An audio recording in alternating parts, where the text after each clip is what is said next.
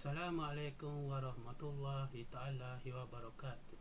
Pada hari ini kita akan belajar reka bentuk dan teknologi tahun 5. Apa yang kita nak belajar pada hari ini iaitu unit 2, aplikasi reka bentuk teknologi kejuruteraan.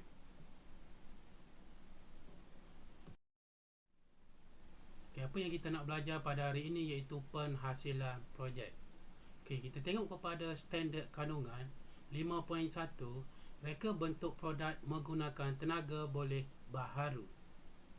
Standard pembelajaran 5.1.8 membentangkan produk yang menggunakan tenaga solar baharu yang dihasilkan. Standard pembelajaran 5.1.8 iaitu membentangkan produk yang menggunakan tenaga boleh baharu yang dihasilkan oleh cikgu.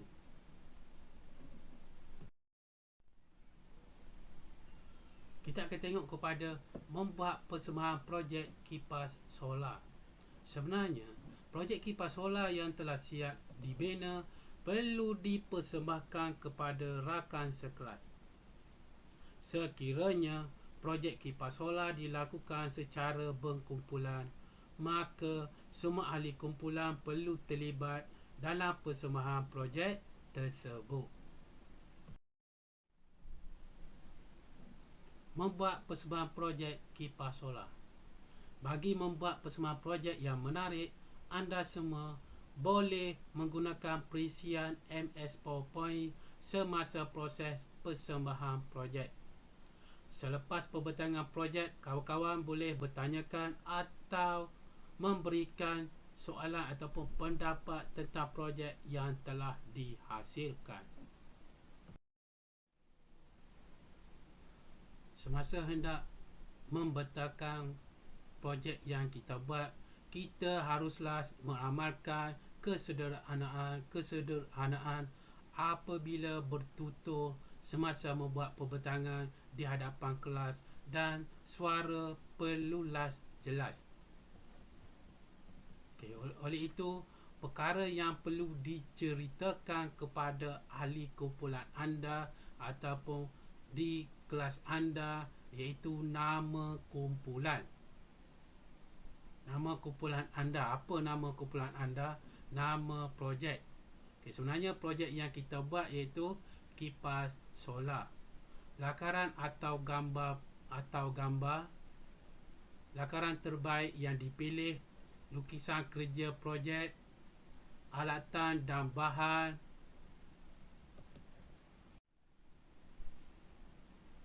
proses membina projek, masalah yang dihadapi semasa hendak membuat projek, ujian-ujian yang dilakukan, cara penyelesaian yang diambil, keputusan ujian yang dilakukan, dan yang terakhir, kelebihan projek yang telah anda buat.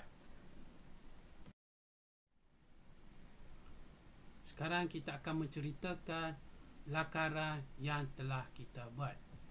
Sebenarnya, setelah kita mengenal pasti produk yang akan dibuat, beberapa lakaran idea perlu dihasilkan. Sebenarnya kita boleh menghasilkan sekurang-kurangnya 2 lakaran idea jika projek ini dihasilkan secara individu, dan jika berkumpulan, setiap ahli perlu menyumbangkan 1 lakaran idea. Ini contoh lakaran yang telah cikgu buat. Ini adalah lakaran yang pertama. Kita akan buat tapak dahulu. Ini adalah lakaran yang kedua pun tapak. Ini adalah lakaran yang ketiga. Ini merupakan lakaran yang keempat. Dan ini adalah lakaran yang kelima. Ini ada panel solar, berapa cm daripada kanan ke kiri, ni solar, ni switch, ni tempat letak kipas. Ini contoh lakaran yang sepatutnya anda tahu ataupun yang anda akan bincangkan bersama-sama dengan kawan-kawan anda. Perkara lain yang kita akan memberitahu kepada kawan anda iaitu alatan dan bahan. Okay, perkara yang pertama, pisau boleh laras. Sebenarnya pisau ini digunakan untuk memotong bot inspiral. Ini contohlah pisau ya. Dan alatan yang kedua, gunting. Alatan yang ketiga, pensel. Alatan yang keempat, pelucuk wayar. Semua sudah kenal macam mana bentuk pelucuk wayar, apa fungsi dia, itu melucukkan penebat daripada wayar. Alatan yang kelima, pembaris keluli.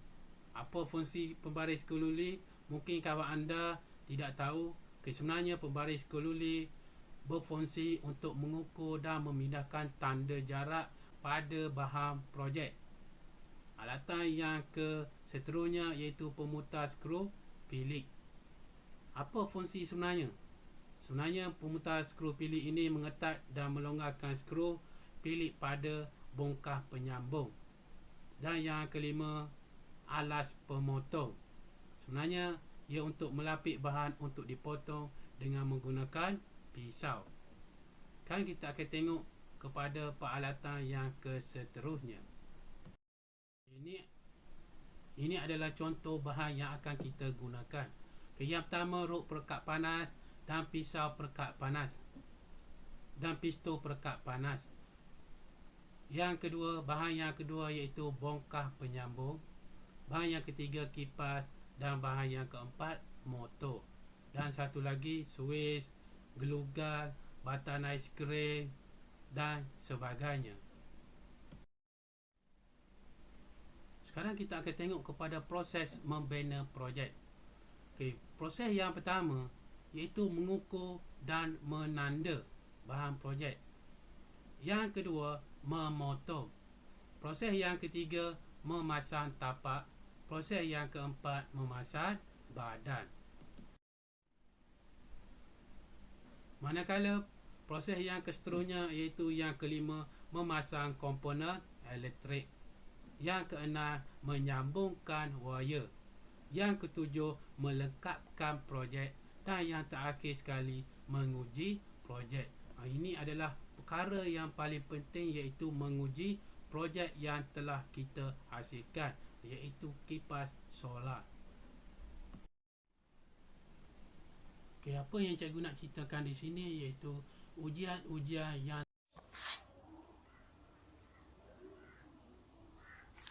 sekarang kita akan uji projek yang cikgu buat menggunakan tenaga solar. Sekarang cikgu tak ada buat apa-apa sekarang. Kan apabila kita ni sekarang kita tutup switch. Dan apabila kita buka switch, kipas ni akan berpusing. Bila kita buka switch. Dekat belakang ni tak ada pun untuk bateri. Tak ada, kosong. Apabila solar yang tenaga solar tadi tidak terkena pada cahaya matahari, kipas tu akan mati dengan sendiri. Kan kita akan kipas ni akan hidup. Sekarang kita akan tutup. Kipas ni berhenti. Dan apabila kita on je switch, kipas motor tadi akan berpusing, bergerak. Ini saja untuk kali ini.